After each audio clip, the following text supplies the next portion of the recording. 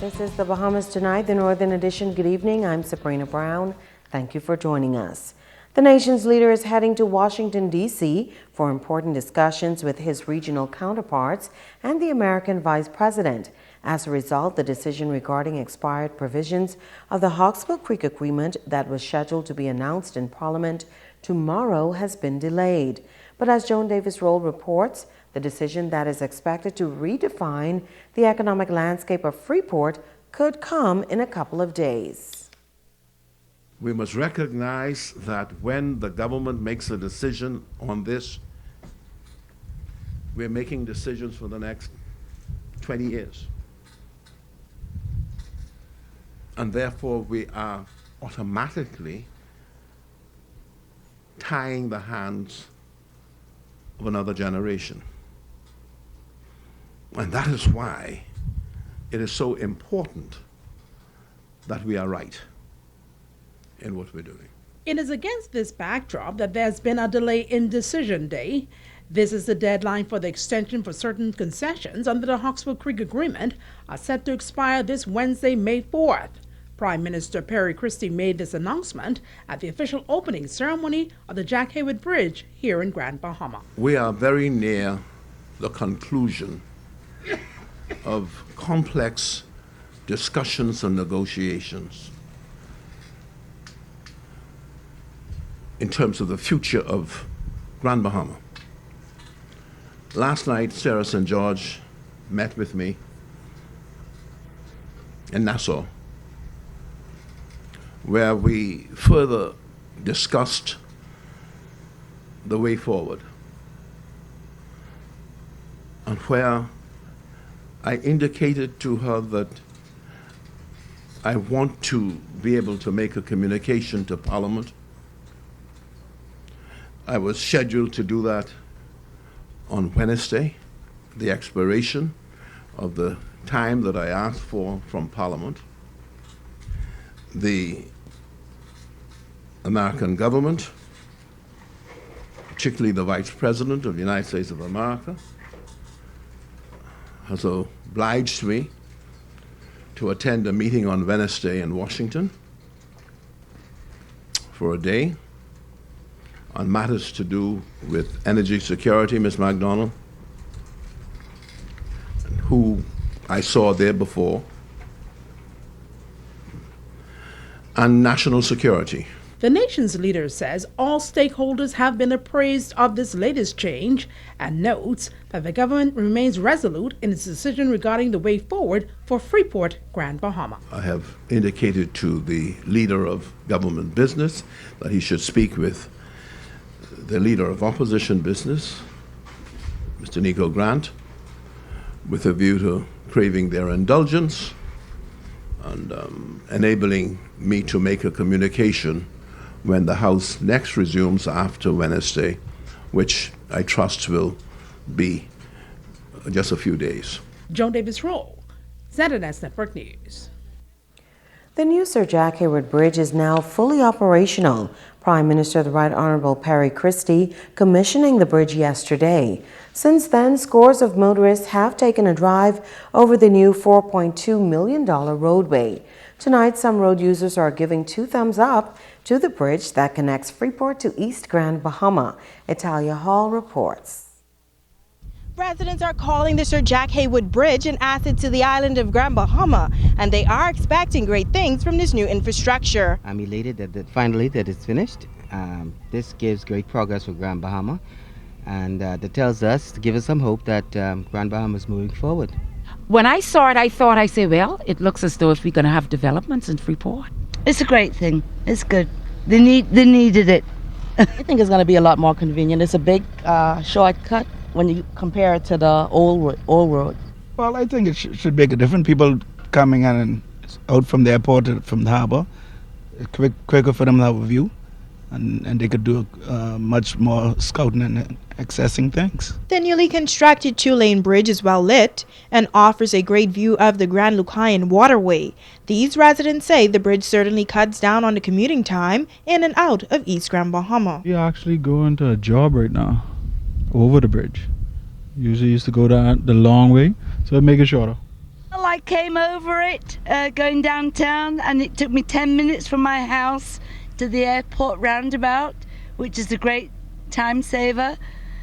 And instead of going to Solomon's in Seahorse, I said I'll go to Solomon's downtown. Well, for the people coming from East End, I think it's a shorter distance from there into Freeport. It cuts off all of the curve that go around, you know? I take this road every morning. So on my way coming from East End, so one run going into Bahamas. So, got me about 11 minutes. And these drivers are impressed. I think it's really nice. I like how high up it is, and it kind of reminds me of like the States, the bridges in the States. It'll give a good flow because it's a long road, so everyone should be able to pass, smoothly. We're from Texas, and we went to the national park. It was very nice, very smooth. A little confusing for us because we're on the wrong side of the road. Blessed up by on vacation. Me and the wife enjoying this, man. This a real city. Our ZNS News team caught up with Patty Bloom, Sir Jack's former partner, as she took a drive across the bridge. She says she's sure Sir Jack would be happy to see the bridge become a reality. I was bringing Sir Jack's car for a little drive over the bridge today. It brings to reality his vision for the eastern end of the island and the island in general. It was his dream for years and years and years. It's Halia Hall, ZNS Network News. The new superstructure is the pride and joy of the late Sir Jack Hayward. The bridge is viewed as a symbol of the commitment the Hayward family has for the overall development of Grand Bahama. Joan Davis-Roll reports. This bridge spans the Grand Bahama Waterway in tribute to and with thanks to Sir Jack, whose vision and persistence made it a reality for the island. They came from a lineage of pioneers, the latest generation of Haywoods. Sir Charles Hayward became a part of a dynamic duo. 61 years ago, he, along with visionaire the late Wallace Groves, joined forces to develop a magic city called Freeport. The family of the late Sir Jack Hayward, reflecting on his legacy, as a multi-million-dollar bridge named in his honor was officially opened. His son Rick Hayward says the occasion depicted his father's commitment to his vision for this island. I feel very proud because my father actually did a tremendous amount on this island, and to see this wonderful bridge opened and named after him, and he did persevere to get it built for all the right reasons, and I'm just thrilled to be here. And I scattered his ashes over the bridge too. Unfortunately, I think the ashes went in a few other people's faces, so unfortunately the wind twirled. You played a major role in the actual ceremonial part of things today. What did that mean for you? Very emotional, considering it's just sad that my father's not here, but it was tremendous. I'm very honoured to have been able to ask to cut the ribbon. The senior Hayward notes that his father's spirit lives on as another Hayward takes on a leadership role at the Grand Bahama Port Authority. But I'm very happy that my son Rupert is here and very much involved in the company and carrying on. He's fourth generation. His child is fifth generation Haywards to be here. So we're very proud, and we're going to carry on. Joan Davis-Roll, ZNS Network News. The Invest Grand Bahama promotional unit of the Grand Bahama Port Authority, attending the 2016 Modex and Supply Chain and Transportation Conference in Atlanta, Georgia. Senior Manager of Business Development Derek Newbold said the meeting was strategic in growing business interest for Grand Bahama. It was one of two major meetings planned during the trip to promote opportunities for trade and investment on the island. The Atlanta Business League represents thousands of small and medium enterprises in the Atlanta area and is a recognized voice in the Atlanta business community. According to Newbold, there are several businesses within their membership that are interested in cross-border trading and business expansion opportunities. According to a statement issued by the Port Authority, the Atlanta leadership team considers Freeport's geographical location, infrastructure, and concessions quite appealing. Now, Newbold advises that talks with Atlanta Business League continue as the Invest Grand Bahama Group plans to work together to build strong networking opportunities for commerce. The possibility of a trade mission to Grand Bahama is also being discussed. In other news, the murder trial for the 5 men accused of the September 13th murder of Holmes Rock couple Barry and Sheena Johnson has been delayed to September 4th, 2017. The 5 men accused of the couple's murder, 29-year-old Paul Belazar, 26-year-old Kevin Dames, 22-year-old Alan Alsamy, 22-year-old Virgil Hall, and 22-year-old Devon Hall appeared before Justice Estelle Gray Evans this morning for a pretrial review. The men are represented by attorneys Jeffrey Farquharson, Sherland & Co., Osmond Johnson, Mario Gray, and Monroe and Associates, respectively. Another pretrial date is set for October 2nd this year.